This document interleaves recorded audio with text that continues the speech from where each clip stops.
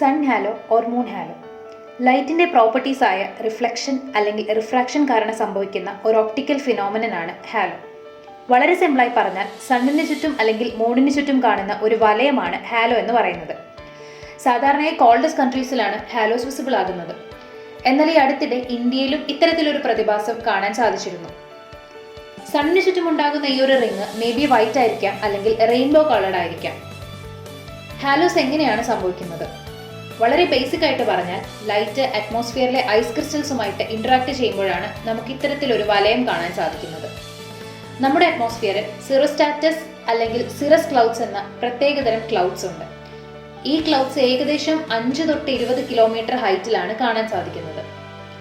സണ്ണിൽ നിന്നോ മൂണിൽ നിന്നോ വരുന്ന ലൈറ്റ് സിറസ് ക്ലൗഡ്സിലുള്ള ഐസ് ക്രിസ്റ്റലുമായിട്ട് ഇന്ററാക്ട് ചെയ്യുന്നു. സിറസ് ക്ലൗഡ്സിലെ ഹെക്സഗണൽ ഷേപ്ഡ് ഐസ് ക്രിസ്റ്റൽ ഒരു പ്രിസം പോലെ ആക്ട് ചെയ്യുന്നതിനാൽ ലൈറ്റിന് റിഫ്ലക്ഷനോ റിഫ്രാക്ഷനോ സംഭവിക്കാം.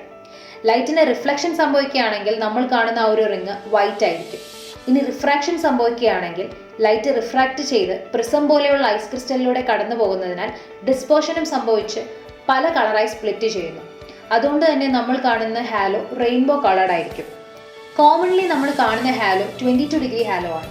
എന്താണ് 22 ഡിഗ്രി ഹാലോ? ലൈറ്റിന് റിഫ്ലക്ഷൻ അല്ലെങ്കിൽ റിഫ്രാക്ഷൻ സംഭവിക്കുന്ന ആംഗിളാണ് 22 ഡിഗ്രി. അതാണ് മോസ്റ്റ് കോമൺ ഹാലോ എന്ന് പറയുന്നത്. ഇതുപോലെ വളരെ റെയറായി മാത്രം കാണാൻ സാധിക്കുന്ന ഒരു ഹാലോ ആണ് 46 ഡിഗ്രി ഹാലോ. അവിടെ റിഫ്ലക്ഷൻ അല്ലെങ്കിൽ റിഫ്രാക്ഷൻ സംഭവിക്കുന്ന ആംഗിളാണ് 46 ഡിഗ്രി.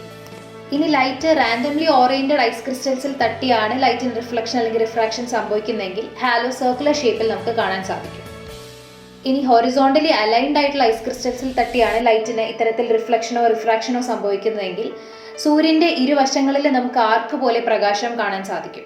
അതായത് സൺഡോഗ് പോലെയുള്ള പ്രതിഭാസം കാണാൻ സാധിക്കും.